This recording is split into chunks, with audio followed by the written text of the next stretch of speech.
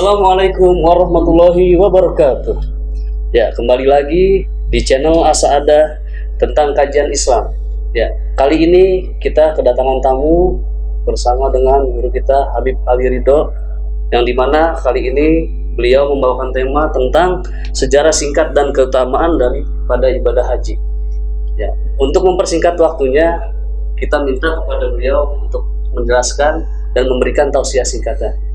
Habib. Bismillahirrahmanirrahim.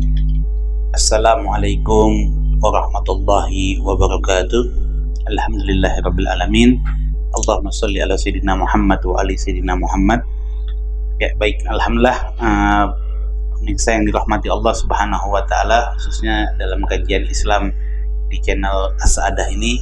Alhamdulillah, kita tadi sebagaimana disampaikan oleh host tentang ibadah haji dan juga daripada sejarah dan keutamaannya. Sebagaimana sejarah singkat penyelenggaraan daripada ibadah haji, kita ketahui sendiri di mana di zaman Nabi Muhammad SAW, tepatnya kalau tidak salah itu berada di tahun ke-6 Hijriyah, ya, turun perintah tentang kewajiban melaksanakan ibadah haji. Wa atimmul hajja wal umrata lillah. Sempurnakanlah ibadah haji dan umrah karena Allah. Baru turun perintah dari Allah, tapi belum melaksanakannya saat itu. Nah, kemudian dalam ayat yang lain juga Allah ingatkan, walillahi 'alan nasi hijjul baiti man istata'a ilaihi sabila. Mengerjakan haji adalah kewajiban manusia terhadap Allah bagi orang-orang yang sanggup mengadakan perjalanan ke Baitullah. Ya. Dan di dalam ayat yang lain juga Allah ingatkan dalam surat Al-Hajj ayat 27, wa azzin fin nasi bil haji ya'duka rijalan wa ala kulli dhamirin ya'tina min kulli fajjin amik. Dan berserulah kepada manusia untuk mengerjakan haji, niscaya mereka akan datang kepadamu dengan berjalan kaki atau mengendarai unta yang datang dari segenap seluruh penjuru dunia yang jauh. Kita bisa lihat saat ini orang dari seluruh penjuru dunia melaksanakan ibadah haji, walaupun saat ini di tengah pandemi COVID, pemerintah kerajaan Mamlakah Saudi Arabia membatasi pelaksanaan ibadah haji khusus untuk warga negara yang ada yang tinggal di Saudi Arabia, karena dengan alasan pandemi COVID. Insya Allah mudah-mudahan wabah ini cepat hilang supaya kita di tahun-tahun berikutnya bisa melaksanakan ibadah haji di seluruh penjuru dunia bagi umat Islam. Nah, kemudian itu tahun 6 Hijriah. Nah, kemudian di tahun ke-8 terjadi peristiwa Fathul Mekah, karena kita tahu sebelumnya Mekah masih dikuasai oleh orang kafir Quraisy. Nah, ketika tahun ke-8 Hijriah terjadi peristiwa Fathul Mekah atau pembebasan kota Mekah.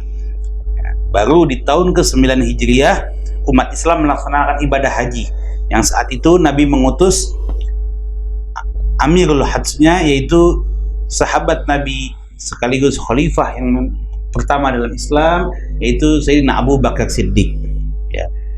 Nabi mengutus Sayyidina Abu Bakar bersama rombongan untuk melaksanakan ibadah haji. Nah, kemudian Nabi juga mengutus sahabat beliau sekaligus sepupu dan menantu beliau, Imam Ali bin Abi Thalib karamallahu wajhah, ya. Summa atba'ahu aliyan li, ya, kemudian Nabi mengutus Imam Ali bin Abi Thalib untuk menyampaikan perjanjian yang kita kenal dalam perjanjian dalam surat At-Taubah, yaitu tentang setelah pembebasan kota suci Mekah, orang-orang musyrik harus meninggalkan kota Mekah. Yang kedua, tidak ada boleh lagi orang-orang yang tawaf telanjang bulat, karena sebelum peristiwa Fathul Mekah dikuasai orang kafir Quraisy masih ada orang yang tawaf telanjang bulat. Nah, kemudian, ya, dalam perjanjian tersebut, ya, dalam perjanjian baru tersebut, wa annahu la yadkhulul jannah illal muslim, tidak akan masuk surga kecuali umat Islam, dan Allah dan Rasulnya bersih dari kemusyrikan. Nah, menyelesaikan perjanjian dengan Nabi yang belum selesai serta utang piutang. Jadi masalah utang piutang dengan kaum kafir Quraisy dan yang lain diselesaikan. Nah, setelah peristiwa tahun 9 Hijriah selesai, haji yang pertama umat Islam dan Mekah dibersihkan kota suci, baru di tahun berikutnya Nabi melaksanakan haji. Jadi itu salah satu rentetan kurang lebih sejarah singkatnya. Nah, kemudian keutamaannya sangat luar biasa. Selain ini adalah perintah dari Allah dan termasuk dalam rukun Islam kita, ya, di mana hadis Nabi, buniyal Islam ala khamsin, ya, Islam didirikan atas 5 pilar, 5 pondasi. Yang pertama, kita tahu syahadat la ilaha illallah Muhammadur Rasulullah. Tidak ada Tuhan kecuali Allah yang patut kita sembah, dan sesungguhnya Nabi Muhammad adalah utusan Allah, Rasulullah. Kemudian wa iqamis shalah, mendirikan salat, wa itaiz zakah, membayar menunaikan zakat, ya.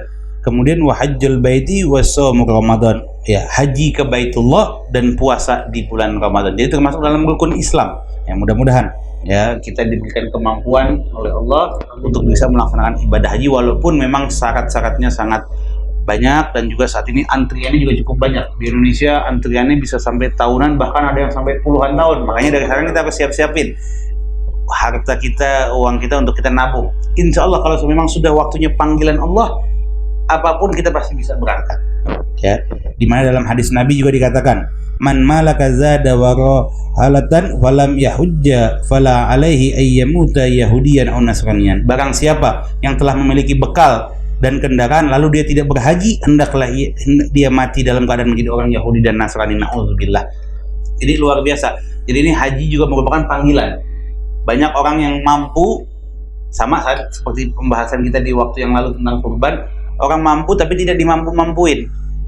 Ya, tapi ada juga orang yang kepengen tapi memang jalannya belum sampai. Nah, jadi memang haji juga panggilan. Banyak yang kita lihat orang yang nggak punya harta tapi tiba-tiba Allah berikan jalan, ada yang membayari, atau tiba-tiba ada panggilan dari kerajaan Arab Saudi, undangan. Banyak.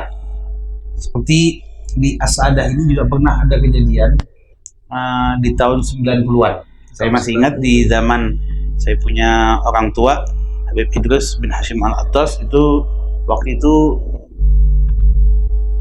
dapat undangan dari kerajaan Arab Saudi di tahun 90-an untuk berangkat haji bagi merebot masjid. Nah, saat itu ada merebot masjid kita, itu Haji Kamal, orang Magelang, yang mungkin kalau dalam hitungan harian duitnya dia atau gajinya nggak akan sanggup dia untuk melakukan ibadah haji. Tapi Allah muliakan karena setiap hari dia ngurusin masjid, imam, azan, Allah wasilahkan jalan buat dia, dapat undangan As-Sa'adah melalui abah, dan akhirnya jatah itu kita kasih kepada merebot masjid, dia bisa berangkat menunaikan ibadah haji, undangan raja.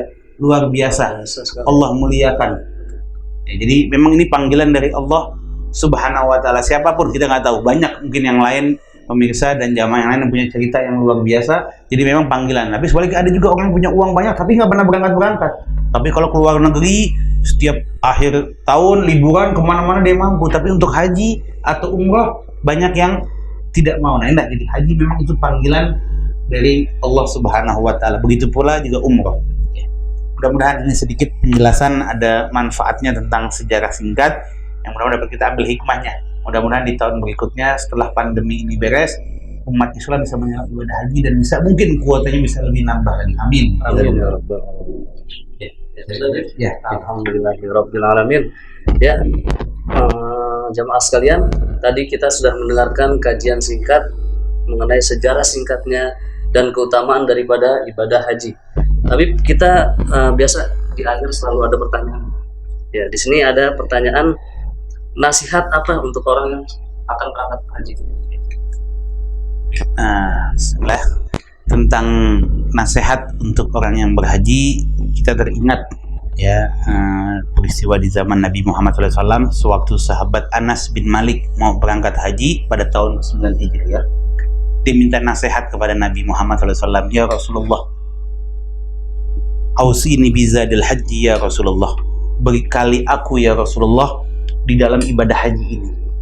Nah, Nabi menyampaikan dalam kisah yang sangat luar biasa ini nasihatnya Nabi. Yang pertama yaitu watazawwadu fa inna khairaz zadit taqwa wattaquni ya ulil albab. Berbekallah dan sesungguhnya sebaik-baiknya bekal adalah takwa, dan bertakwalah ya kepada Allah wahai orang-orang yang berakal. Jadi bekal yang pertama untuk orang-orang yang melaksanakan ibadah haji adalah takwa. Jalani perintah Allah, jauhi semua larangannya. Taati perintah Allah, tinggalkan semua yang Allah larang. Jadi itu yang pertama, takwa. Kemudian Anas bin Malik mengatakan lagi, zidni ya Rasulullah, tambahkan lagi ya Rasulullah, aku nggak puas satu ini bekal, tambahkan aku bekal yang lain lagi. Kemudian Nabi mengatakan, alaika antum sikal lisanik, jaga lisan. Nah, penting untuk orang yang melaksanakan ibadah haji, jaga mulut kita, lisan kita di sana. Kita di tempat Baitul Haram, di tempat yang suci, Mekah dan Madinah, ya. Kita jaga ucapan kita, lisan kita, mungkin yang karena nyampe di sana kita harus jaga ini. Jadi kata Nabi, alaika antum sikal lisanik, jaga lisan kita. Kemudian Anas bin Malik berkata lagi, zidni ya Rasulullah, tambahin lagi ya Rasulullah, ya, antabki ala khati'atik, menangis akan kesalahan kita. Kata Nabi, banyak menangis akan kesalahan yang telah kita perbuat. Nah, ini juga penting. Jadi kalau nyampe di sana, jangan kita pikirin masalah oleh-oleh. Karena banyak kadang-kadang kita kalau berangkat yang dipikirin oleh-oleh, belanjaan, tapi kita nggak mau beribadah. Banyak manfaatin beribadah, jaga lisan kita, ya, banyak menangis kepada Allah di Masjidil Haram. Baik di Mekah maupun di Madinah, banyak menangis berdoa kepada Allah, minta sama Allah di waktu yang sangat dekat, yang sangat utama, sangat afdal. Manfaatkan untuk kita banyak menangis kepada Allah, berdoa, bermunajat, insya Allah Allah akan sadarkan diri kita makin lebih baik lagi keikhlasan kita. Dan jaga mulut, ya, jangan sampai kita berkata-kata yang tidak baik. Di mana di antara hadis Nabi Muhammad SAW yang diriwayatkan oleh Rawahul Bukhari, ya, man hajja lillahi falam yarfud walam yafsuk raja'a kayamin waladathu ummuhu. Siapa yang berhaji ke Ka'bah lalu tidak berkata seronok dan tidak berbuat kefasikan, maka dia pulang ke negerinya sebagaimana kita ketika dilahirkan oleh ibunya. Jadi luar biasa. Jadi harus dijaga lisan kita, ya, dan banyak menangis dengan kesalahan kita. Kemudian Anas bin Malik mengatakan lagi, zidni ya Rasulullah, tambahkan lagi. Kata Nabi, alaika bis sabr, sabar. Nah, karena ibadah haji yang cukup panjang rentetannya, membutuhkan fisik kita, tenaga yang luar biasa, baik pikiran, harta, tenaga. Nah, karena itu harus banyak bersabar. Bagaimana yang kita melakukan ibadah haji dari mulai 20 hari sampai 40 hari harus sabar di sana. Ujiannya macam-macam. Kita bertemu dengan berbagai macam manusia, suku, golongan, ya, beda wilayah yang beraneka ragam. Kita bisa lihat, dan disinilah diuji kesabaran kita, bahwa semua manusia ciptaan satu dari Allah. Kita harus jaga kesabaran kita bertemu dengan bermacam-macam manusia. Nah, mudah-mudahan ini nasihat singkat Nabi kepada Anas bin Malik dapat kita terapkan. Takwa, taati perintah Allah, jauhi semua larangannya, jaga lisan kita, banyak menangis atas kesalahan dosa-dosa kita, banyak berdoa, bermunajat, dan banyak bersabar. Jangan hanya mikirin, sekali lagi, cuman mikirin hal-hal yang belanjaan, tapi jangan, ayo manfaatin. Kita belum tentu ada waktu lagi kita bisa berangkat ke tanah suci, manfaatkan untuk benar-benar beribadah kepada Allah Subhanahu wa Ta'ala. Mudah-mudahan nasihat singkat ini bermanfaat buat kita semua, dan kita mudah-mudahan diberikan kesempatan dapat panggilan oleh Allah untuk menunaikan ibadah haji maupun umrah. Amin ya rabbal alamin. Segera pandemi ini juga segera berakhir supaya tahun-tahun berikutnya dapat dilaksanakan lagi ibadah haji. Amin ya rabbal alamin. Dari saya mungkin Allah cukup sekian. Ya, alhamdulillah. Ya, baik jamaah sekalian, itu tadi penjelasan singkat dari jawaban pertanyaan tentang nasihat orang yang berhaji. Ya, kita ambil poin pentingnya dari pembicaraan tadi, yaitu ibadah haji adalah panggilan Allah Subhanahu wa Ta'ala, dan kewajiban juga, dan suatu kewajiban yang termasuk ke dalam rukun Islam gitu ya. Yeah. Nah, jadi kita tidak pernah tahu dari segi ekonomi kita mampu, tapi hati tidak mampu, belum tentu juga bisa dipanggil oleh Allah dalam berangkat ibadah haji. Ya, mungkin cukup sekian ya penjelasannya. Baik jamaah sekalian, mungkin ini yang dapat bisa kami sampaikan kepada jamaah. Kurang dan lebihnya mohon maaf. Billahi taufiq wal hidayah. Assalamualaikum warahmatullahi wabarakatuh. Waalaikumsalam warahmatullahi wabarakatuh.